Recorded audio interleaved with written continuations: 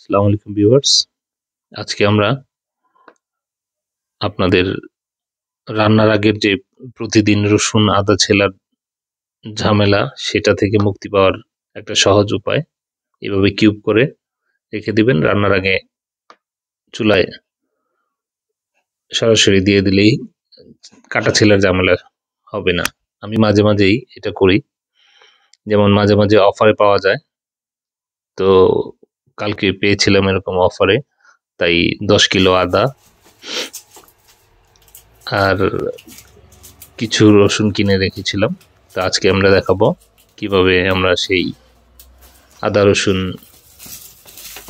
কেটে ছিলে ব্লেন্ড করে কিউব করে রাখি। চলুন দেখি।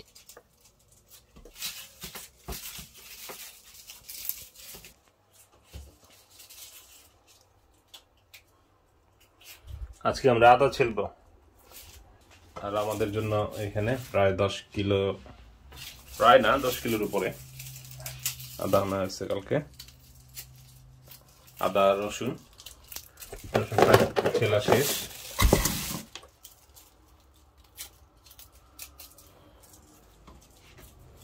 আদা পরিষ্কার করে এটা পানিতে ভিজে রাখছে, এর মধ্যে যদি ধুলা বালি থাকে এগুলো পড়ে যাবে।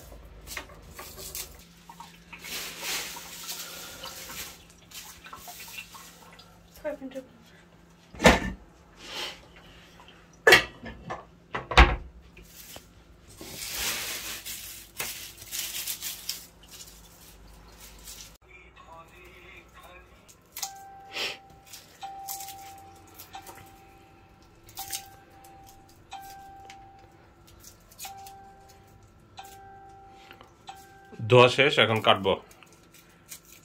এগুলা কেটে ব্লেন্ড করব।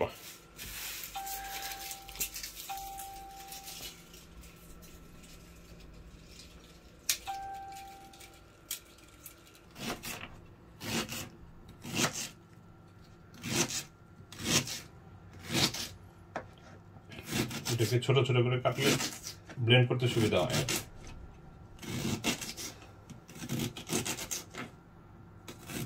ঘন্টাখানে ভিজিয়ে রাখলে আদার থেকে যে মাটি ধুলা এগুলো সব কমে যায়,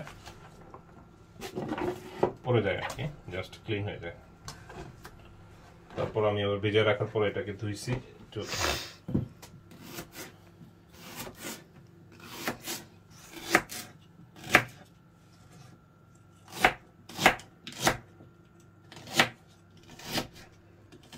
তারপর এটা ব্লেন্ড করে লিকুইড হয়ে যাবে। একটু পানি দিয়ে ব্লেন্ড করতে হবে, পানি না দিলে একটু ব্লেন্ড হতে চাবে না। পরে এটাকে ডিপে রেখে দেবো কিউব কিউব করে, শুধু রান্নার আগে দিব।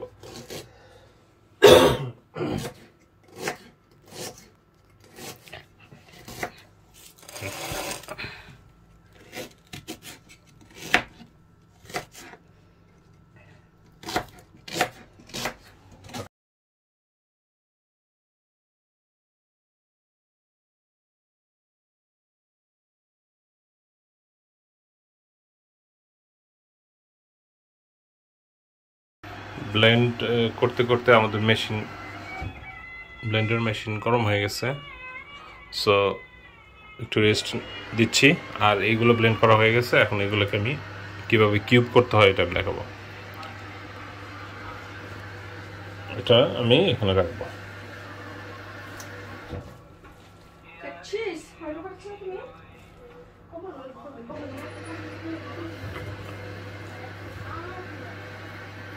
এটা দিয়ে ছড়িয়ে দিব, তারপরে ডিপে রাখবো 3-4 ঘন্টা। যখন একটু শক্ত হয়ে আসবে তখন এটাকে কাটবো। এটা আবার ডিপে রেখে দিব, তখন ওই কাটাটা থেকে যাবে এবং এটা কিউব হয়ে যাবে।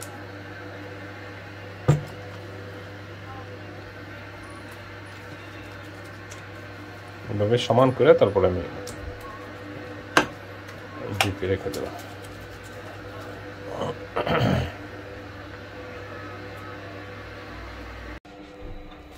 আর হ্যাঁ, এখানে বেশি পানি রাখা যাবে না। বেশি পানি রাখলে এটার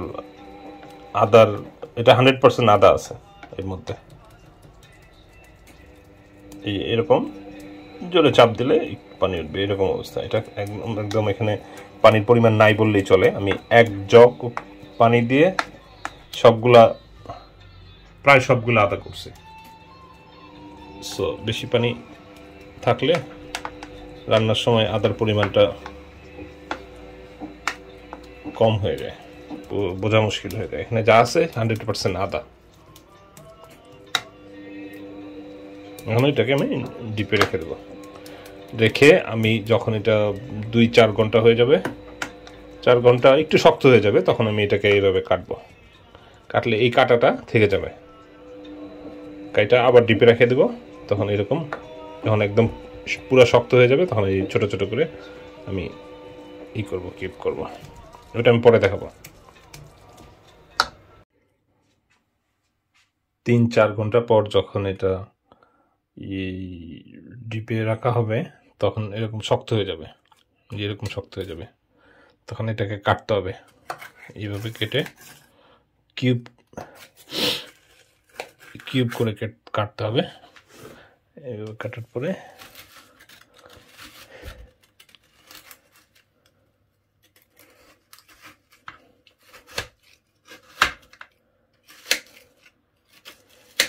তারপরে প্লাস্টিক ব্যাগে করে রেখে দিলে রান্নার আগে শুধু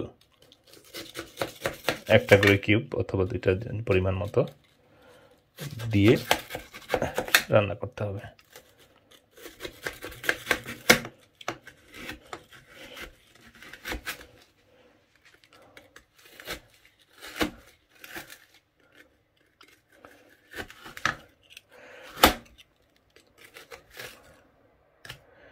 দিয়ে এরকম কিউব হবে আর কি,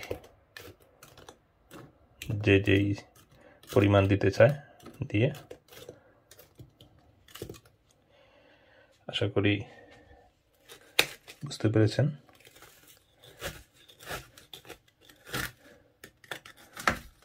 আমার এক হাতে ক্যামেরা আর এক হাতে কাটতেছি, তো তাই সমান হচ্ছে না।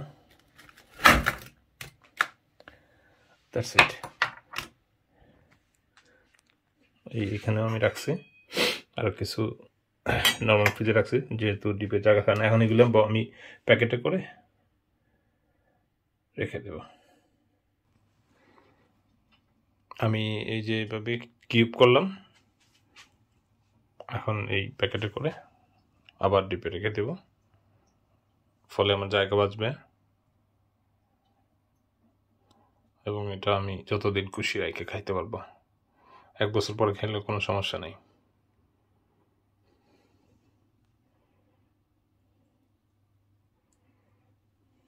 এখানে ছোট বড় বিভিন্ন সাইজের আছে, তরকারিতে যতটুকু পরিমাণ দেওয়া যাবে।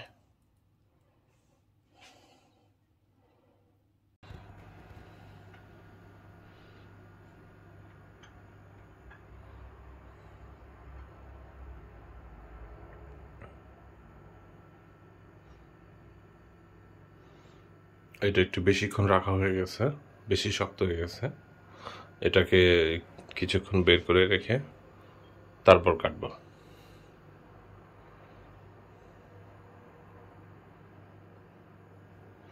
এটা সেকেন্ড টাইম যেটা দিয়েছিলাম।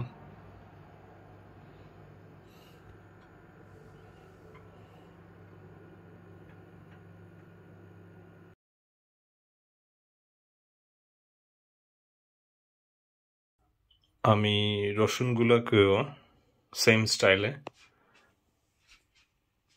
ব্লেন্ড করে ফ্রিজে রেখেছিলাম 6-7 ঘন্টা। তারপর এটাকে কিউব করে কাটছি, এরকম কিউব হয়ে গেছে। এখন এটাকে আমি এই ব্যাগে করে ডিপে রেখে দেব।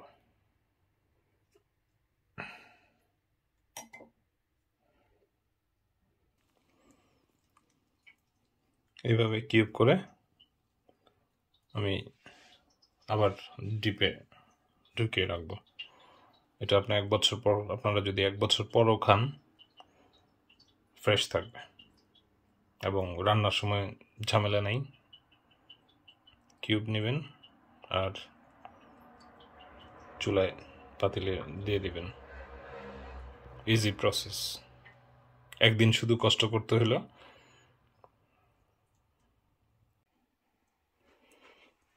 এইভাবে যেমন আদা এগুলো সেট হয়ে গেছে। আদা আমাদের 1 বছর আদা না কিনলেও চলবে।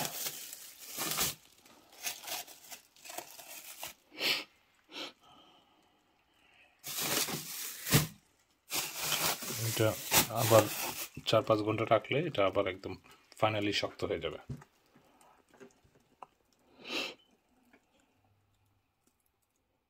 Thanks for watching.